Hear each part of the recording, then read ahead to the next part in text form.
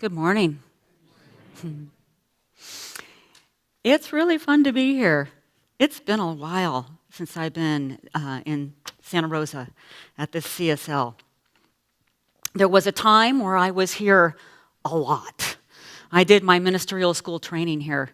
So as I drove here from Napa this morning, bright and early, I think I left, 7 o'clock in the morning? Still dark out, rainy. But my car knew how to get here. I knew how to get here. So it's good to be here. So it's really special to talk today. I'm really excited because I want to talk about the gifts of the holy days. And there's a lot converging on this particular day. So last night, the solstice reached its apex at 8:19 p.m. So blessed winter solstice, everybody. Hanukkah starts tonight, the Festival of Lights. So happy Hanukkah as well. And Christmas is this Wednesday. So Merry Christmas. So what I want to do is I want to weave these traditions together. And I want to start off, I'm going to talk about Hanukkah. And we're going to talk about Hanukkah as giving us the gift and the quality of trust. And we'll know that through the power of our minds. Then we're going to go into the Christmas story, and we're going to look at the quality and the gift of love as we know it in our openness of our heart. And then we're going to go into the solstice story, and we're going to look at that as we move into the seat of our soul, into our belly, into the fullness of being in these human bodies, as that quality of wholeness. You know, so much joy and light is this season. And I know joy and light is the qualities that usually get talked about. So it's really excited to bring these three particular today. So let's start with Hanukkah.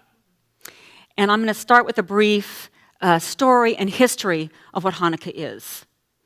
So about 2 centuries before the birth of Christ, Jerusalem was under Greek Hellenistic domination, rule. And the Jews were not allowed to practice their faith. As a matter of fact, their temple was taken over, and the Greek god of Zeus was erected.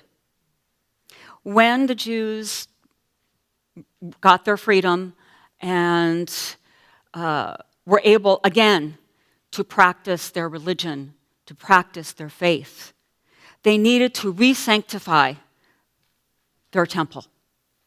And so to do so, obviously the first thing they wanted to do is they took the god Zeus down. But they also wanted to burn lights.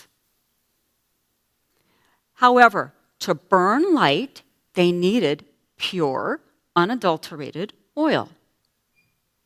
Now, from what they could see, they only had enough oil, for one day. For it takes around 8 days to make kosher oil.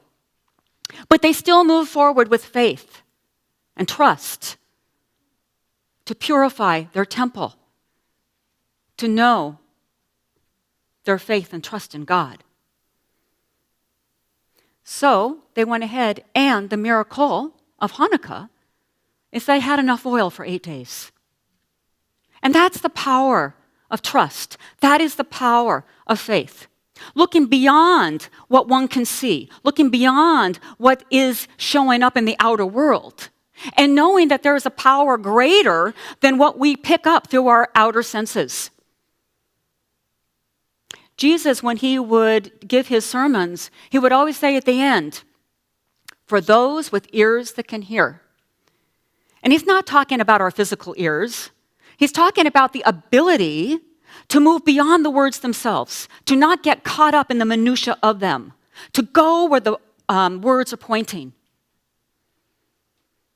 So we're invited to look beyond these outer senses. I mean, truly speaking, if we look at our vision, we only see this tiny little bit of the full electromagnetic spectrum. Our ears only pick up a tiny, tiny bit of the frequencies that are possible. So it's an invitation for us to turn within, to understand that we can see without ears. We can see without ears. We can see without our physical eyes. We can hear without our physical ears. There's a language that's going on beneath the surface. And how important it is that we tune in to that. A couple weeks ago, I was on a support call.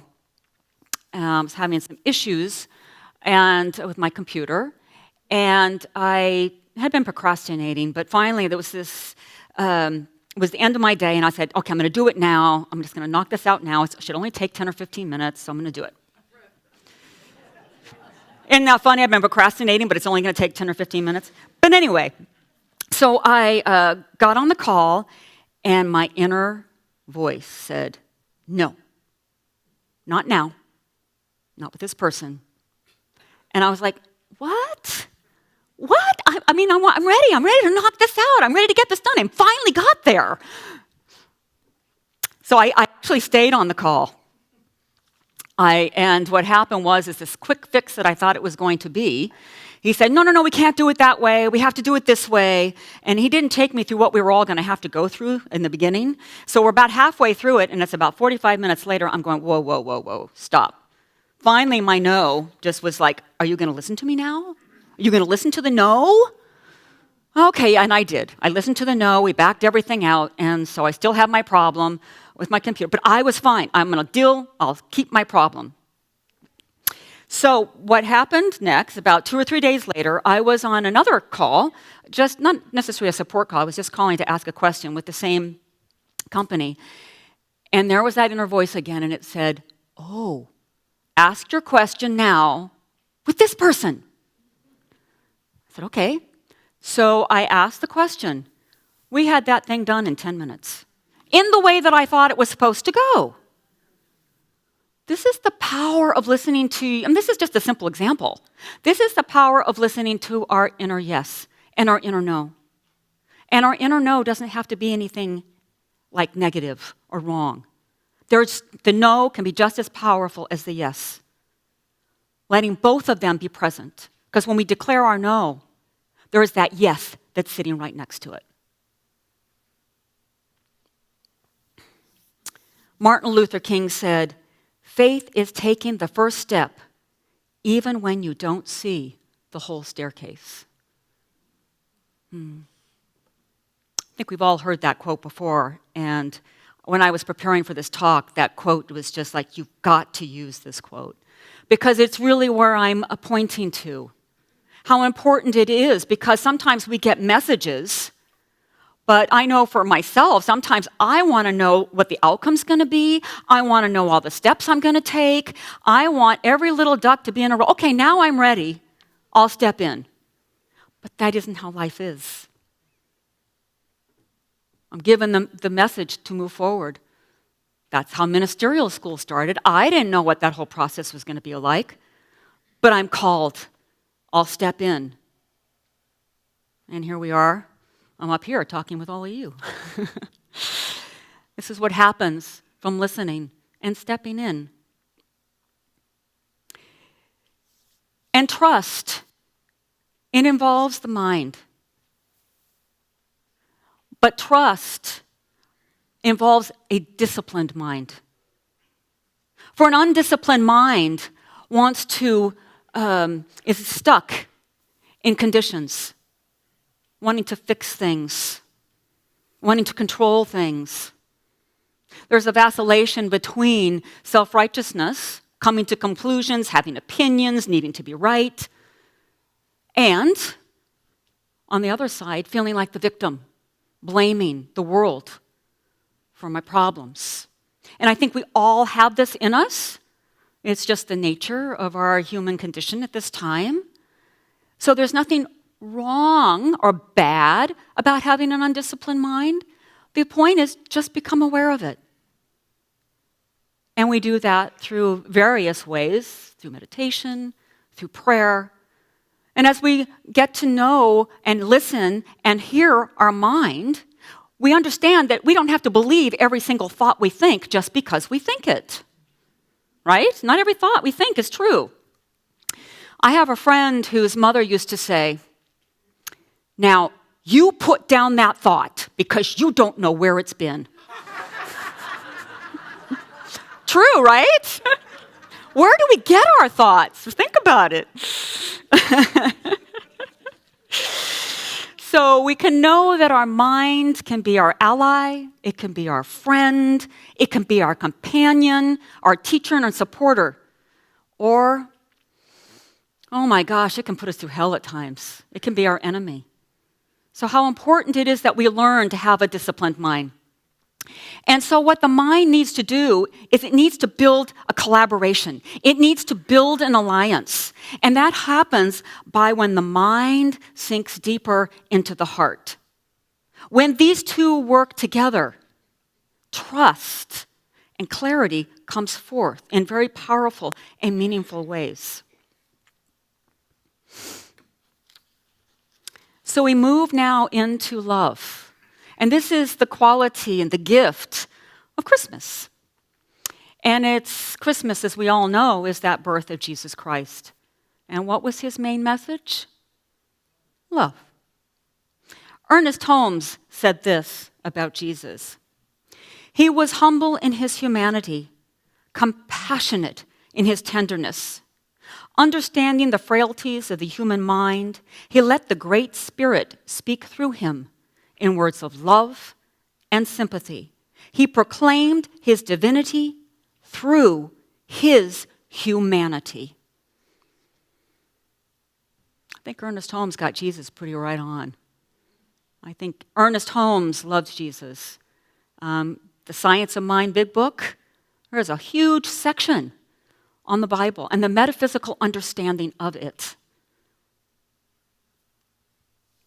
You know, this past year, I reread the canonical Gospels from the New Testament, that of Matthew, Mark, Luke, and John. I also read this year some Gnostic Gospels.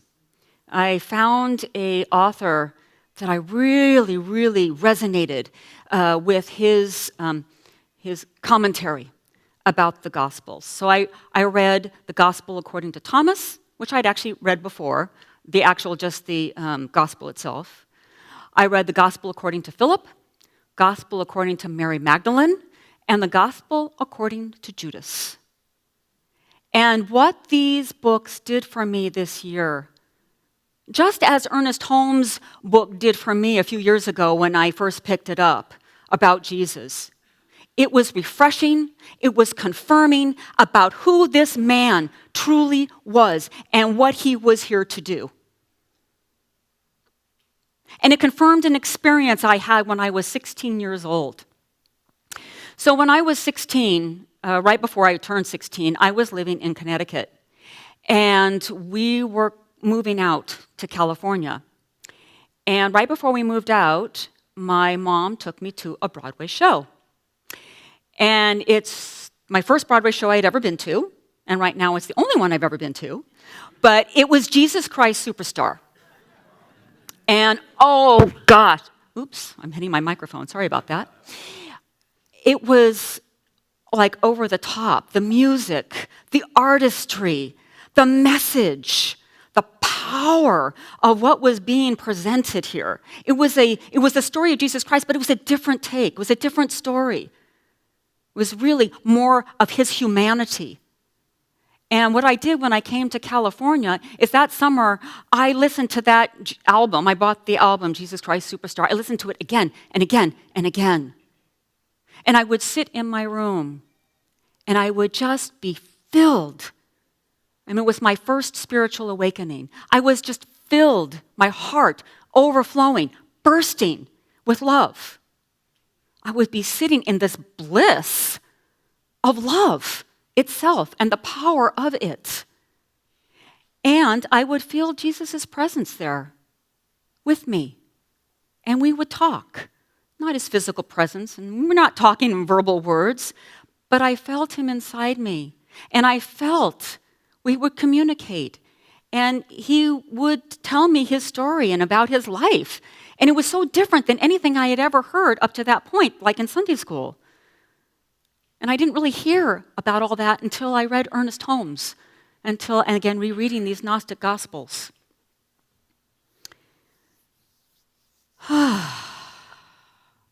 So his main message was love. And from the Bible, we know that as his two main commandments. He said, "You must love the Lord your God with all your heart, all your soul, and all your mind." All your mind, all your heart, all your soul. An integrated love. He also said, love your neighbor as yourself. Who is your neighbor? Who is your neighbor?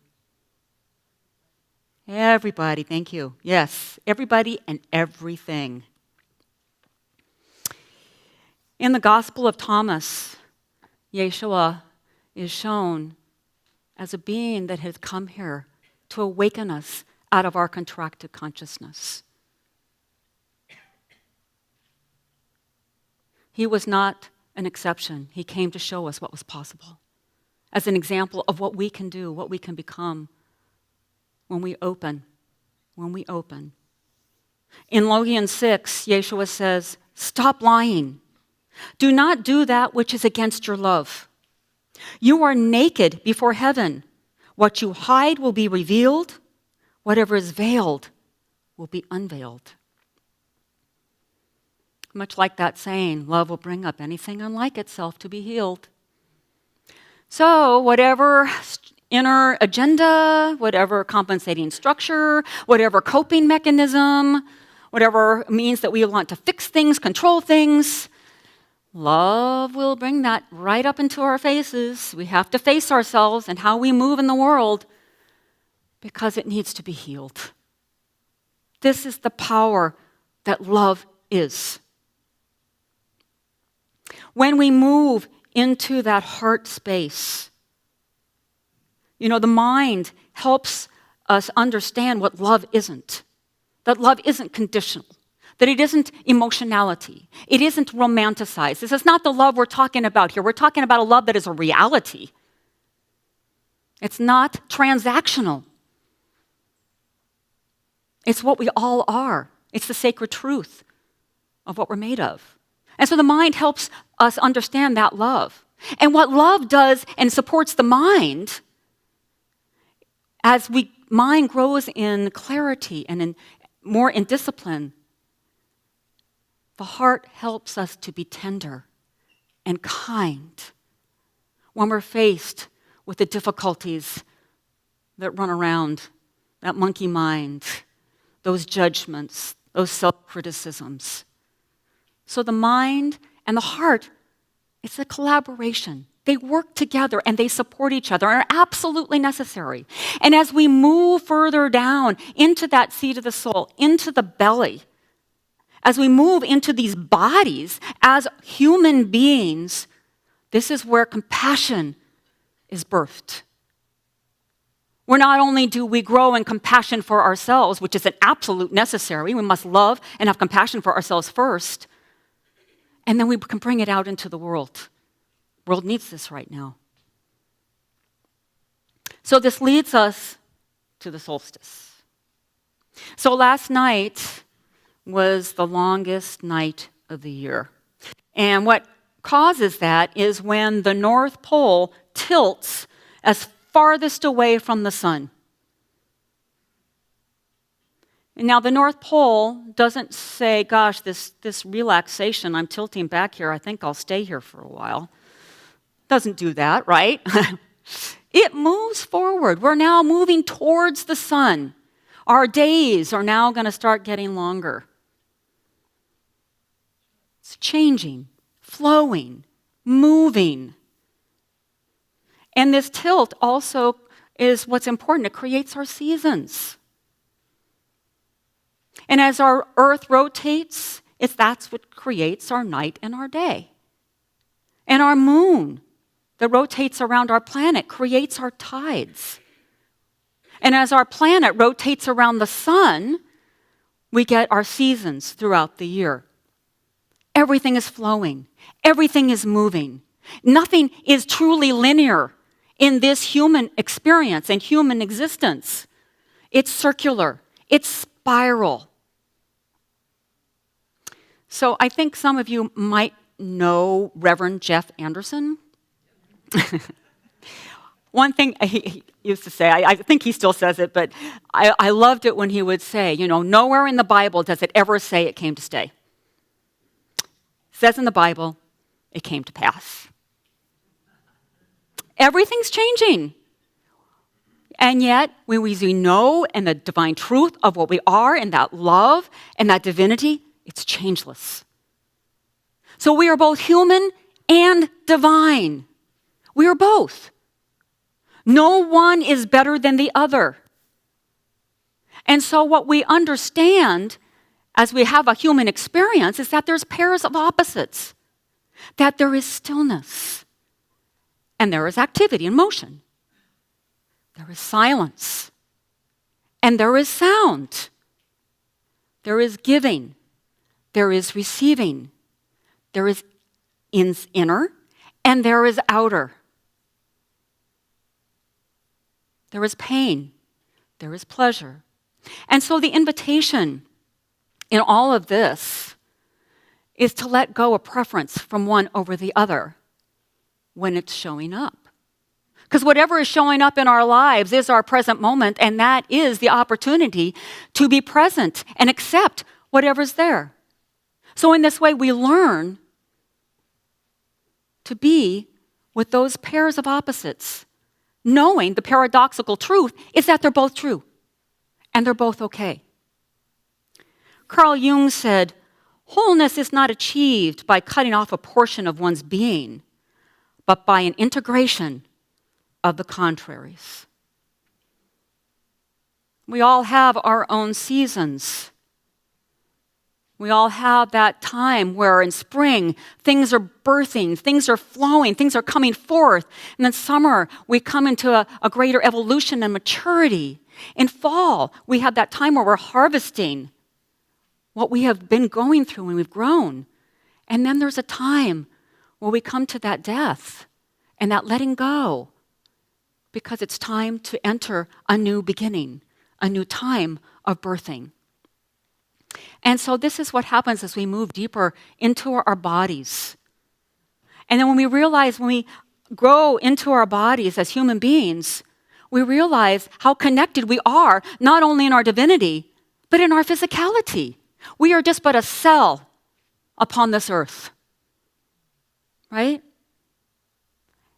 And this earth is but a cell in this galaxy that we know of as the Milky Way.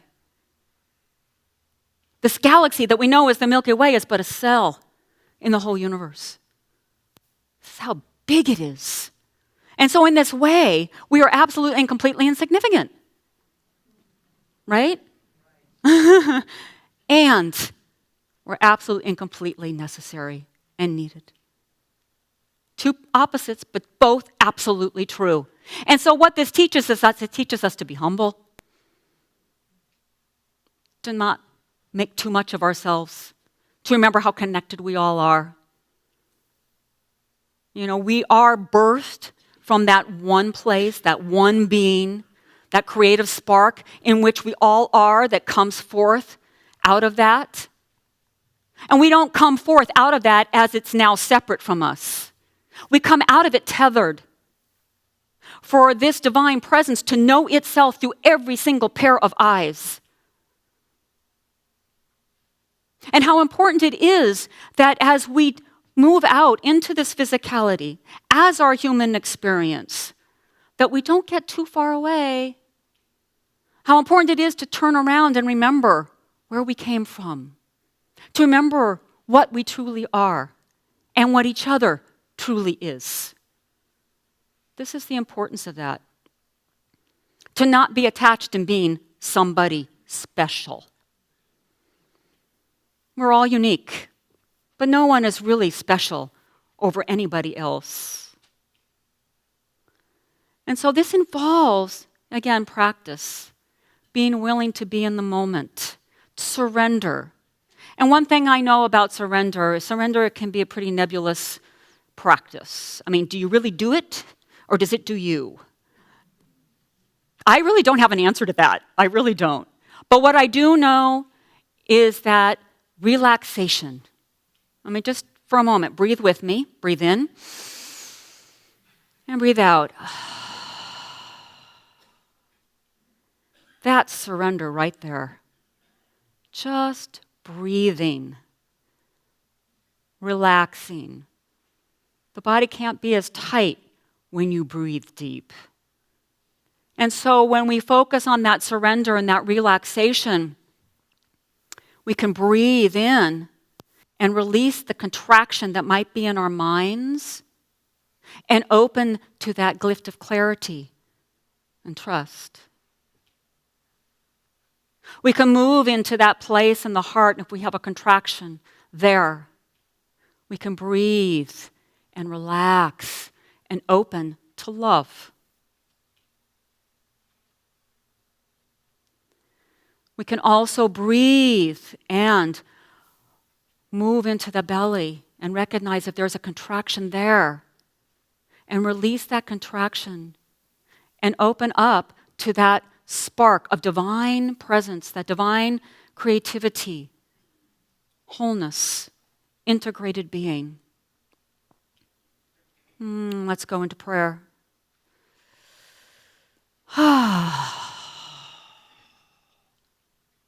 We are whole. We are complete. We are perfect. Right where we are. No matter what is appearing, no matter what is showing up,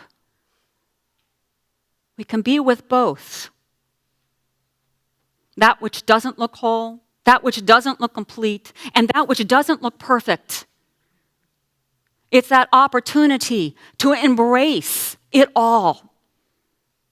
To embrace our humanity and to embrace our divinity. To love ourselves, even when the mind says we're unlovable.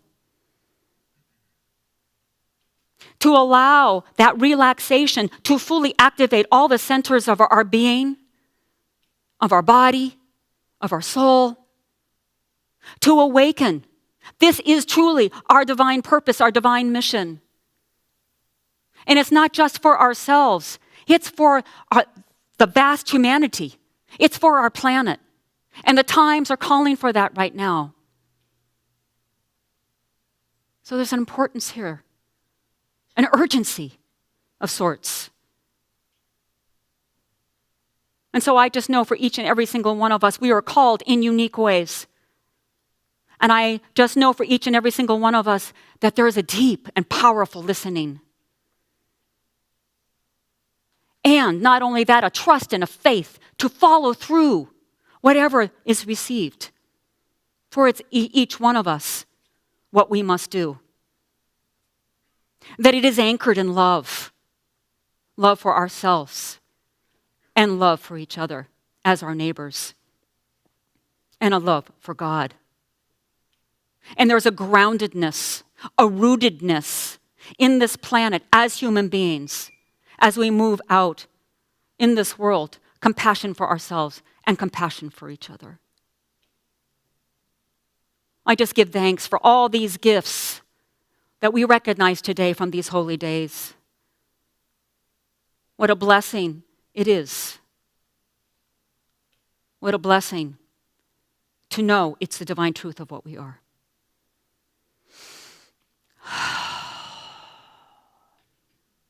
So releasing, letting go, letting be.